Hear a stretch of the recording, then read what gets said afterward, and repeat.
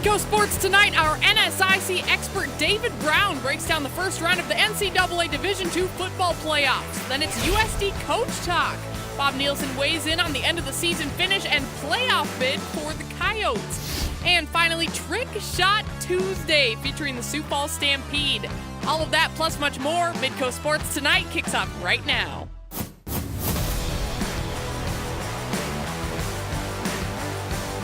Hello and welcome to the show. I'm Kelly Stewart and this is Midco Sports Tonight. Well, yesterday we talked all about the FCS playoff picture, and today we're going to join the playoff class that is already in session. That is at the Division II level. 3 of our Northern Sun teams competed this past weekend in the first round, and here to recap it all is our NSIC expert, David Brown. So David, how's it going? Pretty good. Not as good for NSIC teams, though. Ooh, all right. Well, that's kind of a foreshadowing to what's to come. Exactly. But starting from the bottom, Sioux Falls, the number 6 seed, and they faced Midwestern State, the 3 seed, lost 24-20. This was a tough one for USF. Oh, it was absolutely a tough one. I think the part that makes it so agonizing is because the normally reliable, stout Cougar defense is what failed them later in the game. They got out to a 17-0 lead over Midwestern State, and you would think any lead of that nature would be safe on the road, but apparently not. Max Mickey, however, as you see here, finally returned from his foot injury, scoring a 20-yard touchdown. That gave the Cougs a 7-0 lead. In the second quarter,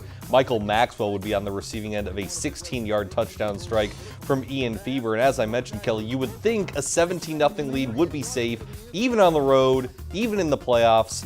But I mentioned last week, Midwestern State averages nearly 48 points per game, and they executed before the half. 2 touchdowns in the final 6 minutes of that second quarter cut that USF lead to 17-14 at the break. Midwestern scoring its third and final touchdown with 9 minutes to go in the third. So late second, early third quarter, the Cougar defense simply couldn't get the big play or get that third down stop that they needed. Midwestern State was 8 of 16, 50% on third downs. That simply just doesn't happen against USF. Yeah. Cougars had a couple of chances late in the fourth quarter to drive for a game-winning touchdown. They came up short, and so their season unfortunately ends. But hats off to a couple of people in particular on this team. Max Mickey, as I mentioned, final collegiate game. He came back from his injury. There were all these signs. Is he going to come back at this game in the regular season, at that game in the regular season? He finally was able to come back and play one more game, had that touchdown and 64 yards. And the John Anderson, coming back to where he started at, where he was once an assistant coach for USF, first season as the guy in charge. Most people around the conference thought the cupboard was kind of bare when Jed Stewart left last season, but USF got back to the playoffs after losing a ton of talented seniors from 2016.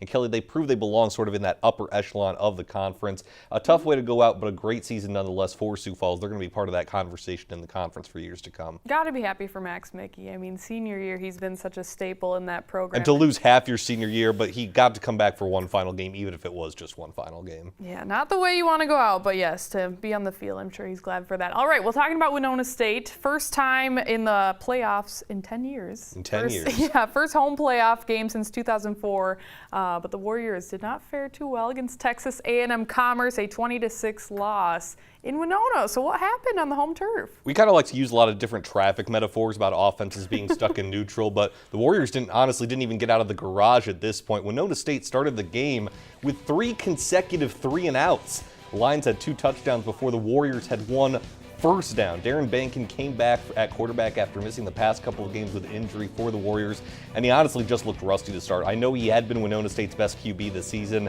but they really just couldn't get a drive going. On the other side, Texas A&M Commerce quarterback Luis Perez consistently converted against a really good Warrior defense, and once the Lions had a 14-0 lead, you could kind of sense that it might not be Winona State's day. Bankin tried to play catch-up, but he ends up throwing 3 interceptions trying to play catch-up, and the Warriors just couldn't convert when they got inside the Lions' red zone, had to settle for some field goals in a 20-6 loss. Again, it's kind of similar to Sioux Falls. No one could have really predicted Winona State would have had this great a season except for those players in that locker room.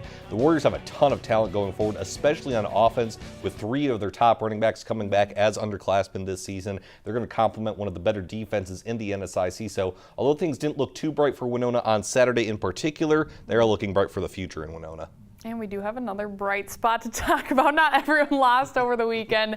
The one NSIC team that did advance was Minnesota State, a favorite on the Midco Sports Tonight set, but it took them overtime to beat Colorado State Pueblo. So what happened there? 16-13 was the final, and they were about to make a lot of people, myself included, look foolish for advocating they should have been the #1 seed in this region all along. But thankfully, Minnesota State got the job done. Not a lot of players were on this MSU team back in 2014, Kelly, but this was actually a rematch of the national championship from 3 years ago. And like that national championship in 2014, which was a 13-0 Colorado State Pueblo win, this one was a similar struggle. Minnesota State fell behind 10-0, but when they stalled in the red zone, they could rely on Casey Bednarski, who to me is the best kicker, honestly, in all of college football at any level. Just a reliable presence, and he kept them in the ball game. His kicks helped keep things close, and then, of course, he pushed one through in overtime. CSU Pueblo kicker Mitchell Carter missed in overtime.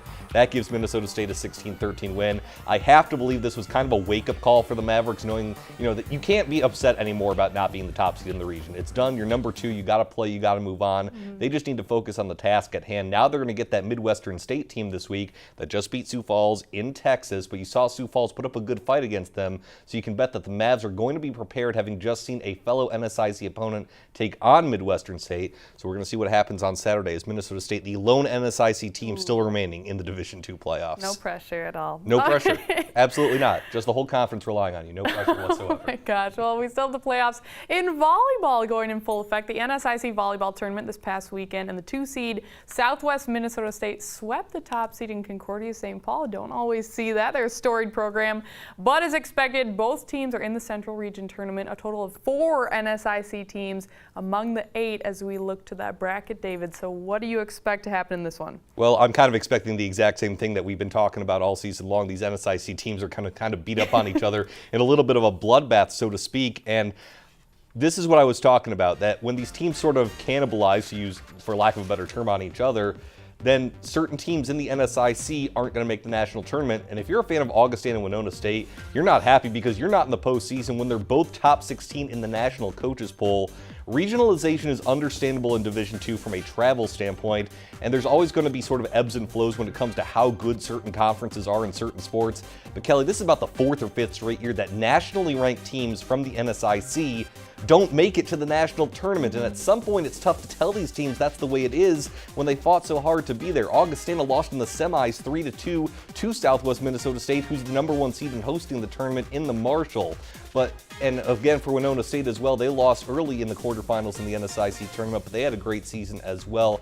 But for the teams that are in, which is SMSU, Concordia St. Paul, Minnesota Duluth, and Northern State, those conference battles are going to be tougher than any battle they see in the Central Region tournament. In some cases, they're just going to have to rematch against each other, but I fully expect this to be a battle between SMSU and Concordia St. Paul for the 2nd straight week, and it's going to be happening after Thanksgiving technically, but they're going to meet up again in the NSIC championship, or the Central Region championship, rather. See, I'm getting them confused because they're all there. They're all there, but these are 2 of the best teams in the country, honestly, probably the 2 best teams in the country, let alone the NSIC, and it's a shame that one of them is going to be knocked out before the Elite 8 because it kind of gives that false impression that whoever loses that matchup is not one of the 8 best teams in the country. Yeah. Honestly, it's just not true. Any fan of NSIC volleyball knows this has been the case year after year after year. This is how regionalization works. This is how the bracket shakes out. But overall, I think Central Region fans will be happy because we should get an SMSU and Concordia St. Paul rematch in that Central Region championship. And that is exciting, but that's frustrating. It's frustrating. I know Augustana and Winona State fans, I mentioned it last week that a couple years ago, Northern State and Minnesota Duluth, who are in it this year, a couple years ago, they were the 5 and 6 teams in the country. They lost early in the conference tournament, and because of regionalization, didn't make the national tournament as well. So year after year after year, because the NSIC is so good at volleyball, teams that are worthy, that are nationally ranked, aren't going to make the national tournament. I don't know what the solution is. I've had talks with people in the NCAA in the past about it. There's really no plan to change regionalization because it's kind of the best situation for all conferences. But when one conference is so dominant, kind of hard to tell and kind of hard to explain that that's just the way it is. Oh, that's frustrating. All right. Well, anyways, David, great stuff. You're always such a great person to go to about that. I try as hard as I can. All right. Well, thanks. When we come back, hoops run in the family for SDSU basketball star Mike Daum, but one of his biggest competitors in one-on-one growing up was his mom. We'll have more with our Daum and Mom Midco Magazine story next. Midco Sports Tonight, presented by Avera Orthopedics.